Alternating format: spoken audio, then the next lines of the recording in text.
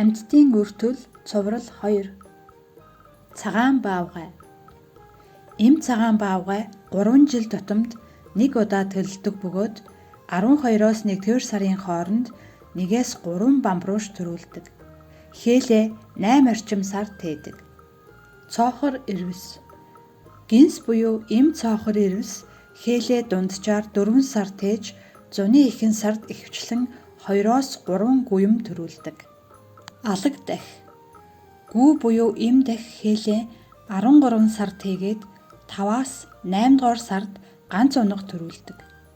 Төлөх давтамж нь заримдаа 2 жилд 1 удаа байна. Цэнхэр халим. Эм халим 2-оос 3 жил тутамд ганц тугал 12-оос 2 дугаар сарын хооронд төрүүлдэг. Хээлээ 1 жил орчим тээдэг. Хулсны баавгай.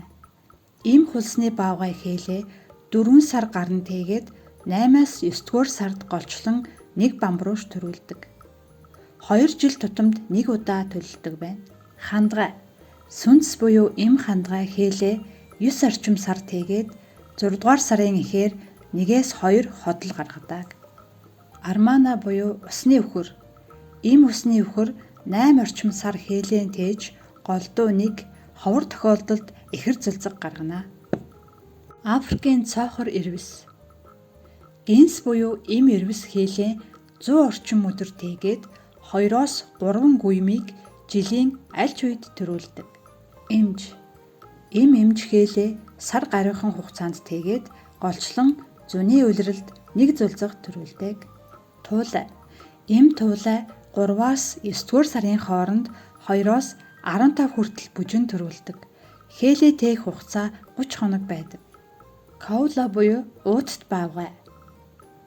Эм уутт баавгай хээлээ 35 хоног тээж 11-ээс 2 дугаар сарын хооронд 1 зүлзэг гаргадаг. Ихэрлэх боломжтой ч энэ нь маш ховор тохиолддог. Дапанули оронгутан. Эм оронгутан 3-аас 5 жил тутамд ганц мунш гаргадаг. Хээлээ 9 сар тээдэг. Уншиж бэлтгэсэн хүүхдийн контент YouTube суваг 2024 он.